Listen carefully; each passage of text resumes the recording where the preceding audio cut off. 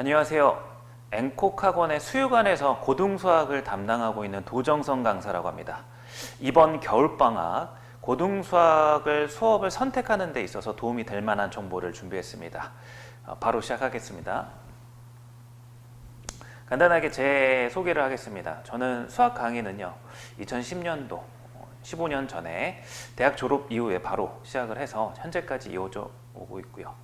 앵콕학원에는 22년도 1월부터 강의를 시작했습니다. 올해가 이제 4년 차고 만 4년이 다 돼가서 내년에 이제 5년 차가 됩니다. 기타 이력으로는 수학 강의하고 그래도 조금은 관련이 있습니다. 학교개법학원이라는 곳에서 5급 공개 채용 시험, 예전에는 행정고시라는 시험으로 불렸습니다. 1차 시험인 PSAT이라는 PSAT 시험에 자료 해석과 상황 판단을 담당하고 있고요. 그리고 수학을 공부하는데 아무래도 조금 관련이 있을 거라 생각해서 억지로 이제 넣어봤습니다. 지능지수 상위자 모임 멘사코리아 회원이기도 합니다. 그리고 사고력 증진에 제가 관심이 많아가지고 마음 맞는 사람들하고 이제 사고력을 증진하기 위한 어떤 훈련이라든지 프로그램 개발에 관련된 운영을 하고 있어요. 비영리 단체로 이렇게 활동하고 있습니다. 이거는 이제 제가 진행하는 수업을 학년별로 어떻게 진행이 되는지 시기별로 조금 안내를 드리겠습니다. 이제 수업은요, 이제 고1, 고2, 고3이 제가 다 담당을 하고 있는데, 이제 고1하고 고2는 사실 수업의 목적이 내신 대비가 커요. 그리고 고3은 이제 내신 대비뿐만이 아니라 이제 수능 대비도 있어가지고 이렇게 분리를 해보았습니다. 이제 고1과 고2 같은 경우는요, 시즌별로 이제 방학 때 개념 응용, 이제 주대계는 이제 개념 집중 수업이 되는 거고요. 그다음에 이제 개학을 하고 나면 학기 초에 이제 유형 학습을 하게 되고요. 그다음에 이제 시험 직전에는 내신 대비가 이렇게 들어가게 됩니다. 이렇게 세 사이클로 이제 잡아두고 수업을 진행을 하고 있는데, 이렇게 진행하는 수업에 대해서 이제 당위성에 대한 것들을 제가 거꾸로 한번 이야기를 좀 드려볼게요. 고1, 고2 같은 경우는 이제 사실 목적이 중요합니다. 그냥 공부를 하는 게 아니라 목적이 당연히 이제 시험을 잘 보는 거겠죠. 수학이라는 고등학교의 수학 시험에 이제 각 과목의 실전 점수가 가장 중요해요. 수학을 잘하는 것과 수학 점수가 높은 게 사실 괴리감이 조금 있거든요. 그래서 우리가 목적이 내신 대비가 이제 사실 가장 중요할 거예요. 역순으로 보면 이제 시험을 잘 보기 위해서는 어떻게 되지? 그럼 시험만 떠올려 보면 이제 시험 직전의 수업에서는 가장 중요한 게 모의고사, 기출문제나 아니면 제작문제를 통해서 시험 연습하는 게 가장 중요해요. 그래서 내가 잘 알고 있더라도 주어진 제한 시간이 짧거든요. 50분이에요. 보통 내신 시험에. 그럼 OMR 마킹하는 거 5분 정도 제외하면 45분 동안에 많으면 한 25문제, 적으면 한 20문제 정도를 풀어야 된다는 거는 이게 빠른 시간 안에 정확히 푸는 연습이 항상 같이 가야 되는 거거든요. 그래서 이제 실전 모의고사가 가장 중요한 콘텐츠가 되고요. 두 번째는 내신 대비 직전이 오면 이전까지 공부를 해온 게 있어요. 근데 이제 그동안 해왔던 공부를 토대로 그 전 공부가 좀 잘 돼 있다면 심화 학습을 할 수도 있는 거고, 또 어떤 학생은 그 전 공부가 좀 부족하다 그러면 그 전 공부를 한 번 더 기초를 다지는 쪽으로 전략을 달리 가져갈 필요가 있어요. 그래서 저는 이제 요때에는 학교별로도요, 어떤 학교냐에 따라서 봐야 될 자료가 또 중요한 게 이제 학교마다 다르고 또 개별적으로도 다르다 이 얘기예요. 그래서 이제 요거는 그때 가서 학교별 그리고 학생별 최적의 전략을 좀 고민을 해서 딱 그것만 이제 집중하는 그런 부분이 중요할 것 같아요. 그러면 이제 이런 것들을 하려면 이전에 뭘 해야 되느냐면, 이제 시험을 기준으로 했을 때 한 25문제 정도가 나온다 그러면 최소한요 한 20문제 정도는 고민해서 풀어서는 안 돼요. 그냥 문제를 보자마자 이 문제를 어떻게 푸는지가 바로 선명하게 머릿속에 탁 뜨고 그걸 실행하고 빠른 시간 안에 또 빠르게 정확하게 이제 풀어서 슥슥 넘어가야 되는 거거든요. 그럼 이게 중요한 게 뭐냐면 암기가 굉장히 중요한 부분이에요. 그래서 25문제 중에 어려운 문제도 있지만 어려운 문제까지 욕심을 내려면 그 어려운 문제가 등장하기 직전 교과 기본 문제 그리고 유형적인 문제, 어느 교재에나 있는 그런 문항의 문제들을 빠른 시간 안에 풀어줘야 돼요. 그래서 이제 한 20분을 남기든 15분을 남기든 그 남은 시간을 가지고 어려운 문제를, 이제 못 봤던 문제들이 나올 수 있으니까 그런 문제들을 생각해서 풀려면 암기가 기본 바탕이 돼야 되거든요. 그래서 이제 요 시기는 학기 초 정도에는 수학이라는 이 배경을 가지고 우리가 이제 수학 시험을 보는데, 이 수학의 배경으로 된 잘 나오는 문항들을 푸는 연습을 암기적으로 좀 하는 거죠. 그래서 요 시기에는 유형학습, 그래서 암기고 이제 심화 문제도 약간 풀어가는 형식이 비슷한 것들이 있다면 그런 것들을 묶어서 학습을 하게 됩니다. 그럼 이제 방학 때 이 개념학습의 의의는 뭐냐? 수학이라는 과목이요, 다른 과목하고 그냥 암기 과목으로 접근하시면 할 수가 없어요. 수학은 이제 다들 수학 공부를 그래도 조금은 해보셨을 테니까 아실 텐데, 수학의 어떤 문제가 풀이가 1부터 10까지가 있다면 얘를 1, 2, 3, 4, 5, 6, 7, 8, 9, 10 이 절차를 다 외우는 건 절대 불가능해요. 시험 대비를 전체 기준으로 한 문제는 가능할지 몰라도. 그러니까 어떤 역사를 외우는 데 있어서 역사의 뭐 연도별 시기마다 사건을 외운다 그러면 사실 그냥 다 외우면 되잖아요. 근데 수학은 절대 그게 안 돼요. 그렇게 하면 분량이 너무 많아지거든요. 수학은 고등학교에서 배우는 다른 여타 암기 과목하고는 다르게 어떤 흐름이라는 게 있어요. 흔히 말하는 논리구조라고 하는 것들이 있거든요. 그래서 그게 조금 전문적으로 이야기를 드리자면 연역적 논리를 기반으로 하고 있어요. 그래서 이 연역적 논리라고 하는 것은 뭐 쉽게 말해서 가장 흔한 예로 이런 거죠. 뭐 소크라테스는 사람이다, 사람은 죽는다. 그럼 이 두 가지 문장만 얘기해도 세 번째 문장이 도출이 되죠. 소크라테스는 죽는다. 그러니까 이런 구조를 가진 어떤 전제가 참이라고 밝혀지거나 가정이 되면 100% 참일 수밖에 없는 구조를 띠고 있거든요. 그럼 우리가 세 번째 문장을 외울 필요가 있나요? 논리적인 이 구조를 우리가 이해하고 앞에 두 문장, 소크라테스는 사람이다, 사람은 죽는다, 이것만 암기를 해도 세 번째 문장은 우리가 암기할 필요가 없다는 거죠.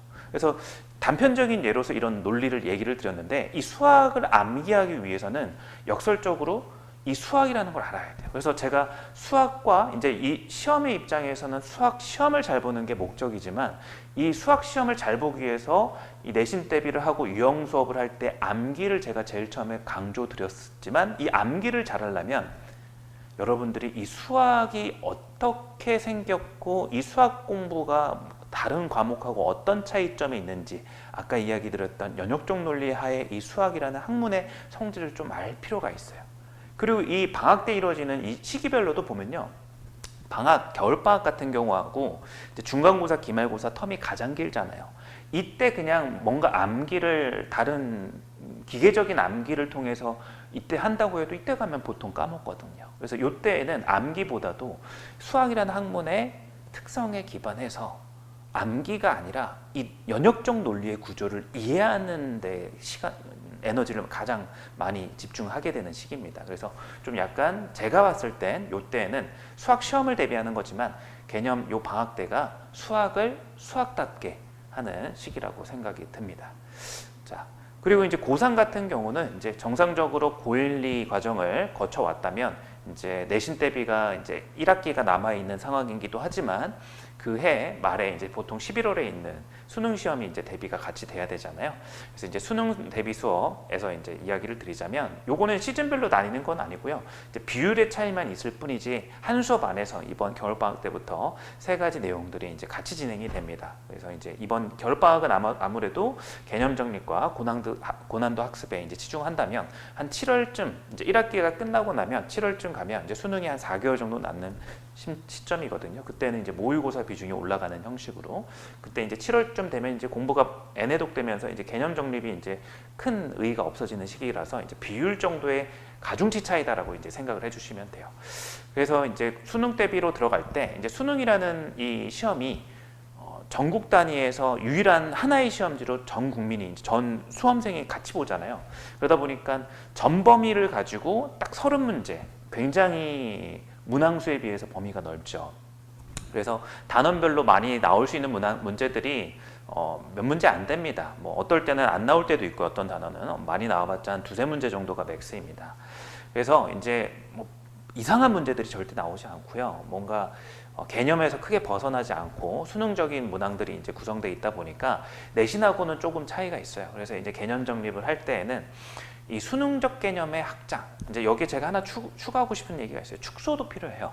내신 대비 때는 막 아무래도 이제 단원별로 1학년 1학기 중간고사, 기말고사 이렇게 1년 동안 4번의 범위를 다 나눠서, 그리고 학년도 다 나눠서 보다 보니까 수능에 비해서는 좁은 범위를 많은 문항들로 대비를 하려면 막 여러 가지 개념들, 응용, 유형들 이런 것들이 되게 많이 공부를 하게 되는데 이제 수능에서는 불필요한 개념들을 조금 축소시키고 그리고 수능만의 어떤 스타일의 문제들을 기반으로 해서 수능적 개념이라고 하는 것들을 이제 확장까지 하게 되는 시기입니다. 그래서 이제 이때에는 이런 것들로 컨텐츠가 이제 2점부터 쉬운 4점까지 이제 2점, 3점, 4점이 있잖아요. 그래서 이제 커버가 된다라고 저는 보고 있습니다. 결국 이제 2등급 이상 정도를 목표로 하려면 고난도 문항에 대한 학습을 결국 해야 돼요. 지금 현재는 뭐 중킬러 혹은 킬러 뭐 이렇게 많이들 부르는데 이제 중킬러 이상이라고 보시면 돼요. 그럼 이제 중킬러 이상의 문항들은 내신 대비할 때도 학습을 이제 좀 해봤으면 알 텐데 내신에 비해서 확실히 어려워요. 그래서 그런 문항들을 이제 풀려면 이제 난이도가 분명히 개념은 똑같아요. 이렇게 이제 개념을 기반으로 한 3점짜리나 쉬운 4점짜리 문항들이나 이제 고난도 학습에서 이제 공부를 하게 되는 어려운 4점짜리나 분명히 기반이 되는 배경이 되는 수학적 개념은 똑같은데 답이 도출되는 이 생각과 계산량이 분명히 이제 차이가 난다는 거죠. 그래서 이제 방금 이야기 드렸던 어떤 아이디어적인 문제가 있을 수도 있고요. 계산이 좀 복잡할 수도 있고요. 여러 요인들이 있어요. 이 외에도.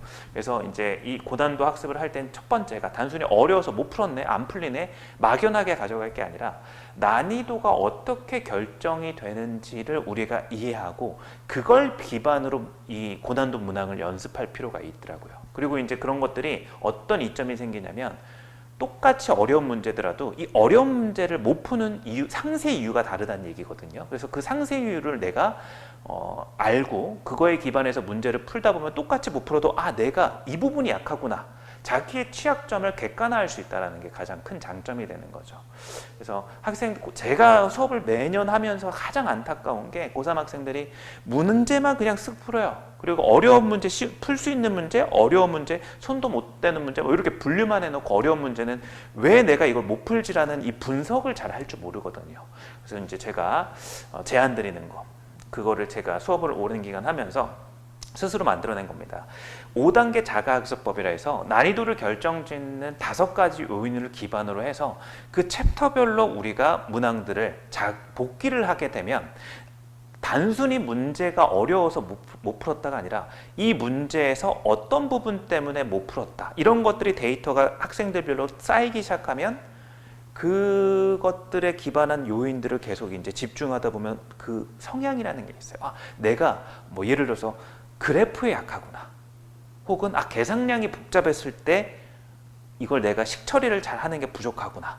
아니면 경우를 내가 나누지 못했구나. 이런 것들이 드러난다는 거죠. 그래서 그런 것들을 어떻게 보면 치유한다라고 보시면 될 것 같아요. 그래서 이제 요 고3 수업 같은 경우는 고1리와가 다르게 단순히 제가 일방적으로 고1리는 사실 암기적인 수업도 이렇게 가운데서 하다 보니까 야, 이런 내용이 있어, 이런 문항, 이런 유형이 있어, 이런 것들 이렇게 푸는 거야라고 잘 암기해, 내신까지 우리가 잘 암기해서 이거 나오면 그대로 풀자 뭐 이런 식의 컨텐츠가 많다면 요때는 사실 수능은 그런 것들이 통하지가 않거든요. 생각할 줄 알아야 돼요. 그래서 그런 것들을 도와주는 이제 단계별 학습법이 있다라고 이제 소개를 드리고 싶습니다. 그래서 이제 모의고사도 이제 아까 이야기 드렸던 대로 수능도 시험이기 때문에 가장 중요한 건 수능이 다가오면 다가올수록 모의고사 연습이 가장 중요할 것 같아요. 그래서 이제 이때 뭐 많잖아요. 전국 단위로 이제 엔제라고도 부르고요. 뭐 실전, 뭐 하프 모의고사 요새는 이런 것도 많이 나오고 있어요. 그런 학습도 이제 겨울방학보다는 이제 시간이 지날수록 더 진행을 하게 될 텐데 이런 컨텐츠를 진행을 하고 있습니다. 순서에 맞춰서. 자, 다음으로 이제 수업의 시즌별 프로그램에서 간략하게 소개를 드린 거고요. 이제 수업의 철학에 대해서 이제 조금 더 이야기를 드려볼게요. 제가 수업을 할 때는 저는 어떤 역할이 있잖아요. 그래서 이제 제 역할은 뭐냐라고 이렇게 고민해봤을 때 이렇게 한 문장으로 좀 정리해봤습니다. 선생이 아닌 강사다. 그래서 선생은 이제 고등학교, 중학교, 초등학교 선생님을 뜻하는 거고요. 저는 말 그대로 그 비교 지점으로서 저는 선생이 아니라 강사라고 생각을 합니다. 그러니까 사실 학교에서는 선생님들이 교과의 지도만 하는 게 아니잖아요. 학생들의 인성교육이라든지 여타 다른 교과 지도하고 특별히 관련이 없는 다양한 활동들을 지원하고 교육하는 데도 역할이 있는데 저는 학원이다 보니까 그리고 제한됐죠. 그리고 이제 저는 돈을 받고 하는 거기 때문에 무게감이 조금 있다라고 생각을 합니다. 이 시간을 잘 써야 된다라고 생각을 하거든요. 그래서 이제 제가 준비한 컨텐츠를 가지고 학생들의 어떤 인성교육보다도 우리가 이제 교과 과정에서 시험을 잘 보기 위한 딱 두 가지 목표입니다. 시험 점수를 잘 받기 위한, 그리고 수학을 잘하기 위한 딱 두 가지에만 집중해서 이제 강의를 해야 되겠다라고 생각을 하고 있어요. 그래서 이제 어떤 수업을 하다 보면요, 공부를 하기 싫어하는데 이제 수업에 참여한 학생들이 매년 있습니다. 사실 이제 고1만 되더라도 이제 막 중학교에서 넘어온 시점이기 때문에 중학생들처럼 공부를 안 하려고 하고 와서도 이제 공부하기 싫어하는 티가 탁 나고, 그리고 이제 결석도 작고 수업 시간에 약간 놀려고, 공부를 안 하려고 이렇게 유도하는 여러 언동들을 하는 학생들이 수강생분들이 있거든요. 그런 분들의 좀 호응을 안 하는 편입니다. 저는 1대1 과외하는 게 아니기 때문에 여기에 이 수업에 참여하고 계시는 다른 분들도 생각을 많이 하거든요. 그래서 여기에는 정말로 내가 목표가 있어가지고 좋은 점수 받아가지고 좋은 대학을 가고 싶어하는 이런 분들도 있어요. 그래서 그런 수강생분들도 있기 때문에 내가 이 학생이 소수 학생이 공부를 하기 싫어하고 어떤 티를 내고 좀 약간 방해가 되는 어떤 언동을 하게 되면 그거에 대한 호응을 좀 안 하는 편이에요. 그거를 호응하기 시작하면 뭐 수업 분위기를 일부러 수업하고 상관없이 띄운다든지 쓸데없는 농담 같은 걸로, 그러니까 뭐 짤막짤막하게는 당연히 이제 수업에 저도 도움이 돼서 계획하고 이렇게 시간 계획을 짤 때도 좀 고려하긴 하는데, 단순히 학생들이 공부하기 싫어하는 마인드에 호응해가지고 주어진 이 시간을 허비하게 되면 수업 시간에 길이도 줄어들게 되고, 어떻게 보면 이제 약간 컨텐츠 질이 낮아지는 거죠. 그런 것들이 다른 수강생들한테 피해가 된다고 생각하기 때문에, 이런 관점 때문에 그런 생각을 하게 된 것 같습니다. 그렇게 이제 생각을 하고, 약간 딱딱하게 들릴 수도 있지만 일단 대전제는 이렇게 가져갑니다. 물론 저도 사람이다 보니까 수업하다 보면 완전 모든 걸 다 수업만, 교과 과정에 입각해서 수업만 절대 하진 않지만 일단 대전제로서 그렇게 생각하고 있다라고 이렇게 이해해 주시면 될 것 같습니다. 그리고 이제 세 가지를 넣었는데 요거는 한 번에 이야기를 하고 싶어요. 이제 두 번째 한 문장은 수학이 아닌 수학시험. 방금 앞에서도 어느 정도 이야기를 드렸던 부분하고 겹치는데요. 이제 수학시험하고 수학이 분리되어 있더라고요. 학생들이 원하는 건 수학을 공부하고 싶어, 나 학자로서 수학을 공부할 거야, 이것과 나는 수학 시험을 잘 맞아서 대학을 잘 가고 싶어, 이거를 구분해야 된다는 거죠. 당연히 99% 대다수는 요 후자일 거예요. 물론 고등학생임에도 불구하고 나 수학이란 학문이 너무 매력적이야, 수학과를 가야 되겠어, 이런 분들도 있을 거예요. 한 1% 정도라고 보는데, 뭐 그런 분들도 당연히 일단 가려면 수학이 좋더라도 지금 수학을 막 수학만 학문적으로 해서는 이게 수학 시험이 잘못 점수가 나올 수도 있거든요. 그래서 이걸 분리해야 된다라고 생각을 합니다. 아까도 이야기 드렸다시피 이 수학 시험이라는 것과 수학은 달라요. 수학은 학문적인 표현인 거고요. 수학 시험은 실제로 우리가 분기마다 보는 시험지라는 거죠. 그래서 이 수학 시험은 이제 이 시험에 대한 속성을 꼭 아셔야 될 것 같아요. 뭐냐면 아까도 하나 이야기 드렸죠. 수능에 비해서 문항수에 비해서 시간이 굉장히 적어요. 50분 동안 OMR 마킹 시간 5분 제외 45분 동안 20문제에서 25문제를 풀어야 되거든요. 절대 수학 학문 하듯이 생각해서 현장에서 문항을 못 풉니다. 그래서 주어진 문항수의 한 최소 80% 이상 정도는 보자마자 봤던 문제여야 돼요. 보자마자 그냥 정확하게 풀고 슥 넘어가 줘야 돼요. 그래서 나머지 10%에서 20%의 설령 안 봤던 고난도 문항들을 생각해서 풀 수 있는 시간이 확보가 돼야 시험이 잘 봐지는 거거든요. 그래서 이제 그게 시간적인 제약이 첫 번째고, 두 번째는 뭐냐면 시험을 출제하시는 분이 왕이라는 거죠. 그래서 학교 선생님이 결국 출제하시는 거기 때문에 학교에서 수업을 하다 보면 뭐 부교재가 있을 수도 있고요. 수업 내용 안에서 막 강조점들이 있어요. 그래서 막 야 이거 중요해, 이거 낼 거야, 이거 공부 많이 해도 뭐 이런 지점들이라든지, 그리고 부교재가 없더라도 추가 프린트, 보충 프린트 이런 것들 많이 뿌리거든요. 그러면 학교에서 학교 선생님이 수업을 하시고 시험을 출제하는 데 있어서 그 수업과 시험이 연계가 될 가능성이 당연하게도 매우 높거든요. 그래서 이런 속성을 이해를 하면 어떤 학교 선생님 시험지를 만드는데 약간 수학적이지 않은 문항을 낼 수도 있는 거예요. 그래서 일단 가장 중요한 건 수학 시험이라는 생각을 해야 된다는 거죠. 그래서 이제 아까 앞서 이야기 드렸던 부분에서 내신 대비를 할 때 수학적으로 좋은 문제들만 풀 게 아니라 나올 가능성이 높은 문항들을 대비할 필요가 분명히 있다라는 거예요. 그래서 수학은 수준별 수업도 중요하지만 그래서 이제 상황에 따라서는 학교별 학습도 충분히 필요하다라는 이야기를 드리고 싶습니다. 그럼에도 불구하고 이제 두 번째 얘기가 요거랑 이어지는데 아까도 이야기 드렸잖아요. 수학 시험을 공부하기 위해서는 수학의 문제풀이 과정을 다 외울 수가 없어요. 이 논리 구조를 이해해야 처음 시작되는 발상을 암기를 하고 그리고 그 발상을 토대로 답까지 이어지는 논리 구조를 이해를 하면 이 과정은 이해할 필요가 없다는 거죠. 발상만 이제 논리 구조를 이해하고 발상만 암기를 하면 문제풀이는 쭉 이어지는 거예요. 그대로 다 달달 외워서 이제 영어 단어 외우듯이 외우는 게 아니라 그러려면 그래서 암기의 양을 줄이려면 역시 연역적 논리의 구조를 이해해야 돼요. 그리고 논리의 구조만 이해하고 있다 해서 이게 되는 게 아니거든요. 이 발상이 필요하고 논리적인 이 전개를 해나가는 데는 생각하는 힘이 필요해요. 흔히 많이들 수학적 사고력이라고 하죠. 그거거든요. 그래서 이제 수학이라는 학문이 수학적 사고력이 높으면 수학을 잘하고요. 또 반대도 돼요. 수학을 하면 할수록 수학적 사고력의 능력이 커져요. 그래서 이제 내신 대비 목적만 봤을 때는 시간이 가까워질수록 암기 물론 중요하지만 그 암기를 공부하기 이전에 그걸 하려면 사고력 그리고 연역적 논리의 구조를 정확하게 이해를 해야 됩니다. 그게 이제 보통 제가 강조하는 지점이고 아까 겨울방학 때 이번 겨울방학 때 이루어지는 핵심이다라고 이렇게 이야기를 드리고 싶습니다. 자, 간단하게 이제 저와 이제 수업의 프로그램과 그리고 이제 수업에 가장 중요하게 생각하는 강조점에 대해서 이제 철학을 설명을 드렸고요. 저는 이번 겨울방학 때 이렇게 이제 수업을 진행하게 됩니다. 수유관에서 이제 공통수학 1, 공통수학 2 이렇게 이제 진행을 하고요. 이제 보통 흔히 얘기하자면 예비고일 1학년 내년에 이제 되는 지금 현 중3 같은 경우는 이 공통수학 1이 1학기 시험 범위이기 때문에 요 학습이 가장 중요하겠죠. 그래서 요거는 월금 주 2회로 진행이 되고요. 그다음에 이제 공통수학 2 같은 경우는 이제 매주 수요일 날 하루 보통 예비고일 학생들이 선행 목적으로 들을 거예요. 저는 이제 똑같은 비중을 두지 않거든요. 이제 고등학교 들어오면 선행할 여유가 그렇게 많이 없기 때문에 현재 주어진 현행 시험을 잘 봐야 돼요. 현행 시험이 3등급 이하인데 선행을 한다. 저 개인적인 주관적인 생각으로는 너무 저는 전략적으로 옳지 않다 이렇게 생각을 하고 있습니다. 그래서 선행의 비중보다는 현행에 두고 있는 편이에요. 그래서 이제 색깔을 좀 분리해놨어요.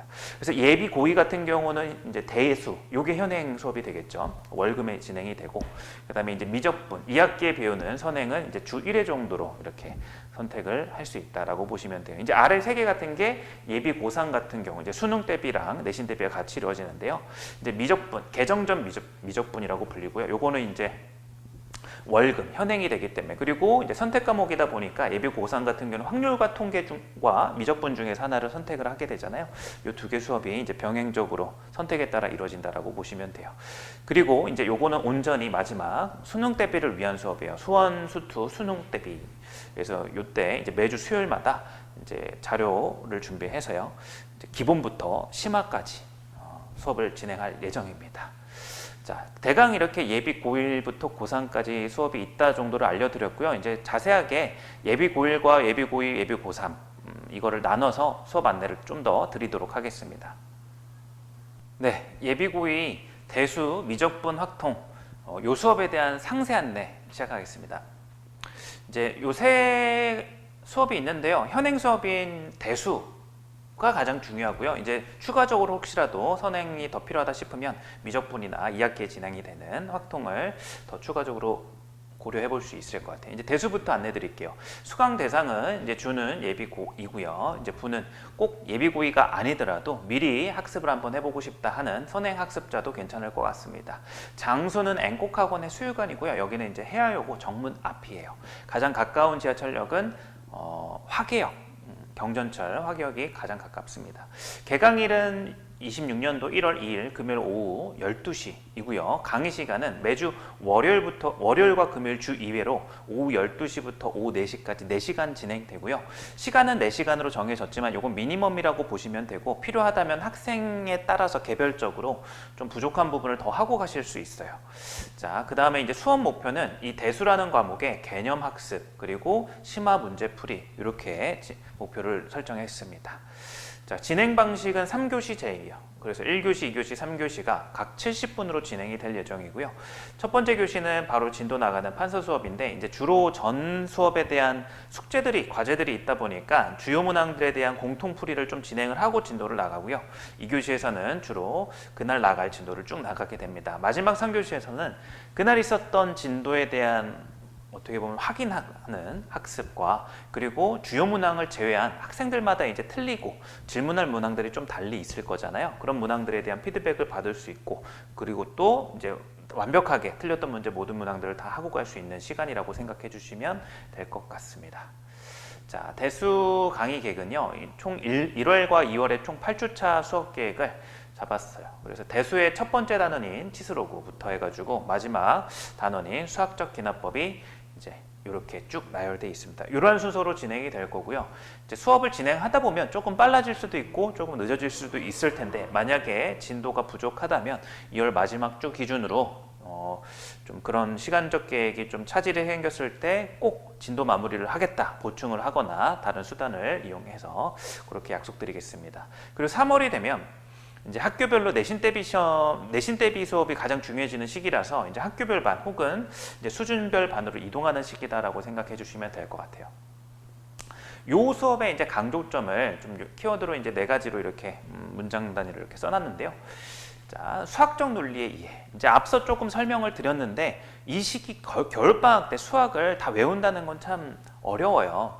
그래서 이제 어떤 수학 문제를 풀 때는 발상적인 어떤 아이디어 하나가 딱 시작이 되면 그걸 가지고 이제 논리적 구조에 맞춰서 쭉 이어서 답을 도출하는 거거든요. 그러면 이 논리적인 과정을 병렬적으로 다 외우는 게 절대 불가능해요. 효율적이지도 않고요, 공부가. 그래서 그렇게 따지면 암기할 게 너무 많아지거든요. 그래서 공부를 할 때 이 논리적 구조가 뭔지를 이해를 하는 시기라고 보시면 돼요. 그래서 이제 연역적 논리라고 해서 아까 이제 설명을 좀 간단히 드렸던 부분입니다. 그리고 이제 요 부분이 사실 요거랑도 관련이 되죠. 개념으로부터 답까지. 그래서 우리가 학습하는 이 개념 학습으로부터 답이 되는 것까지 이 논리적 구조를 통해서 쭉 이어가는 거고요. 이거를 확인을 하는 게 좀 필요하더라고요. 그래서 단순히 시험을 테스트를 보면 이게 보이지 않아요. 무슨 얘기냐면 만약에 확인학습용으로 뭐 단어 1일 테스트 같은 걸 봐보게 한다. 그럼 문제를 풀었을 때 이 학생이 이거를 정말로 병렬적으로 모든 단계를 다 외워서 풀었는지 수학적 논리 구조를 정말 이해해서 발상적인 아이디어를 시작으로 쭉 수학적인 논리 전개 과정을 도출해낸 건지 이거를 볼 수가 없잖아요. 왜냐하면 풀이는 똑같을 테니까 서술형으로 봤을 때. 그러니까 이거는 굉장히 이 수학적 논리를 이해했다는 거는 다른 사람이 타인이 어떤 한 학생이 공부를 제대로 했는지 수학 공부를 제대로 했는지 보려면 그게 눈으로 봐지는 그런 게 아니다라는 거예요. 굉장히 내면에서 일어나는 어떤 생각의 과정들인 거잖아요. 그런 것들을 제가 확인할 수 있도록 나름의 프로그램화해서 계속 진행을 해오고 있는 게 요 논술이거든요. 자, 물론 지금도 논술 전형이라고 해서 이런 게 논술이라는 단어를 흔히 쓰지만 논술이 별 다른 게 아닙니다. 논술이라는 게 그냥 쉽게 말해서 근거를 가지고 주장하는 글을 논술이라고 해요. 그래서 숙제를 낼 때 특이점이 이제 혹시 이해가 조금 더 돕기 위해서 비교를 해드리자면 서술형이랑 좀 비교해 보시면 될 것 같아요. 서술형은 A면 B이고 B면 C다라는 어떤 수학 문제가 있었을 때 그 A, B, C를 쓰면 서술형으로서 만점인 거예요. 근데 논술은 뭐냐면 A일 때 B인 이유가 있을 거 아니에요. 근거를 제시하는 게 논술인 거예요. 그래서 실제 시험 문제에서는 A, B, C 이 3단계만 현시하면은 답이 되는데 논술은 제가 이제 숙제로 시킬 때 A에서 이러이러하기 때문에 B입니다. 이런 식으로 제가 이제 몇 문항들은 꼭 써오게 하거든요. 그 몇 문항이 뭐냐면 수업 시간에 나갔던 문항들 포함해서 조금 더 추가해가지고 모든 문제를 다 그렇게 할 수는 없어요. 그래서 이제 그런 숙제를 내서 이제 노트를 하나 마련하라고 해가지고 그렇게 해오면 저와 조교 선생님이 직접 시간과 에너지를 소모해서 그거를 첨삭까지도 합니다. 그래서 그것이 최대한 2월 끝까지 이어질 수 있도록 그렇게 이제 진행을 해서 이제 그런 것들을 거치고 나면 그래도 수학적인 이 논리 전개 과정이란 게 이런 거구나 라는 걸 알게 되더라고요. 그래서 수학을 못하는 학생들이 이 프로그램 때문에 바뀌는 학생들을 저는 매년 보고 있어요. 그래서 이거를 다른 분들은 거의 안 하시는데 이거를 지금 진행을 하면 할수록 너무 좋다라고 개인적으로는 보고 있습니다. 그리고 이제 논리적인 구조만 이해한다고 사실 수학을 잘하는 건 아니거든요. 그러니까 이제 어떻게 보면 논리적인 구조는 어떻게 보면 이 흐름의 스토리를 아는 거고, 결국 수학 문제가 시작이 되려면 발상적인 아이디어도 되게 중요한데 그런 것들은 사실 이 사고력에 관련이 많이 있거든요. 그래서 수학을 잘하는 학생들 보면 수학적 사고력이 좋은 학생들이 수학을 잘해요. 부정할 수 없는 명제입니다. 근데 반대도 돼요.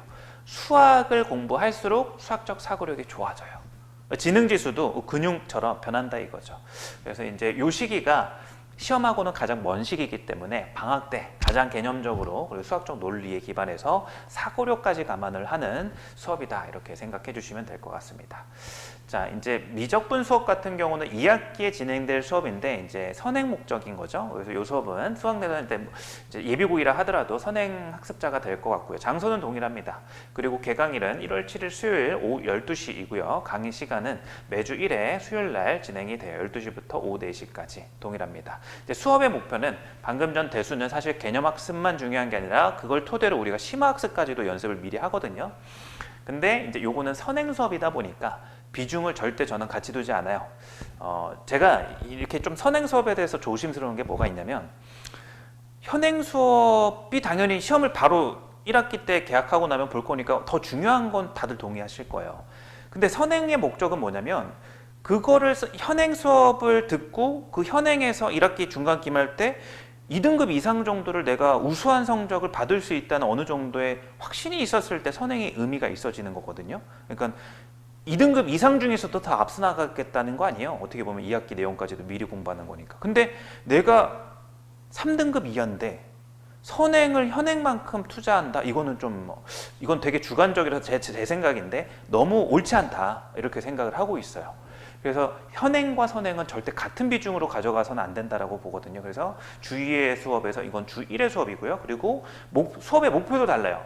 막 심화 문제까지 가는 건 아니고요. 이제 대수라는 이 과목에 처음부터 끝까지 개념을 한번 훑는 정도라고 이렇게 생각해 주시면 돼요. 그래서 이제 조금 어떻게 보면은 대수 수업보다는 시간도 줄어들고 학습 컨텐츠도 조금 가볍다라고 이렇게 이해해 주시면 될 것 같습니다. 진행 방식은 동일합니다. 3교시 제고요. 각 70분. 그래서 1, 2교시가 진도 수업이 진행이 되고 3교시 확인학습 수업이 진행되겠습니다.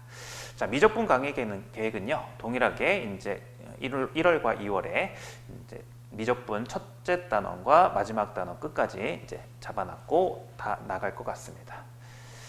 자, 그리고 이제 확률과 통계 같은 경우가 이제 미적분 다음에 공부를 해도 되고요. 요거는 미적분 전에 공부를 해도 사실 크게 상관은 없어요. 관련이 있지 않기 때문에 만약에 이것도 이제 선행 수업이 필요하다라고 생각이 든다면 들어보는 것도 괜찮을 것 같습니다. 물론 누누이 강조하지만 현행 수업에 대한 확실한 투자가 진행이 됐을 때 이런 수업을 수강하는 게 의미가 있을 거라는 점 다시 한번 강조드립니다. 자, 수강 대상 동일하고요. 장소 또한 동일하고 개강일이 이제 1월 2일 금요일 오후 4시입니다. 이제 강의 시간은요. 매주 월요일 금요일 오후 4시부터 오후 6시 30분까지 2시간 반씩 이틀 진행이 되니까 만약에 대수를 듣고 확통 수업을 듣는다면 연장 수업이 바로 진행이 되는 거라고 보시면 될 것 같아요. 방학이니까 그렇게 수업을 혹시라도 듣는다고 해서 크게 문제가 될 것 같지 않아요. 자, 수업의 목표는 방금 전에 안내드렸던 미적분 수업과 마찬가지로 이제 확률 통계, 개념 및 유형 학습이다라고 보시면 되고, 요거는 2시간 반씩 진행이 되다 보니까 분량이 좀 적어요. 확률과 통계 부분이. 그래서 이제 2교시제로 70분 이제 진도 수업 한번, 확인 학습 한번 이렇게 생각해 주시면 될 것 같습니다. 그래서 확률과 통계 강의 계획 또한 1월과 2월에 이제 1주차부터 8주차까지 이렇게 진행이 될 것 같고, 보통 나가보면 좀 진도가 빨리 끝나는 편이어서 모의고사도 마지막 주에 시간이 된다면 한번 풀어보는 쪽으로 계획을 잡았습니다. 자, 이렇게 예비고의 수업에 대한 상세 안내 마치겠습니다. 시청해 주셔서 감사합니다.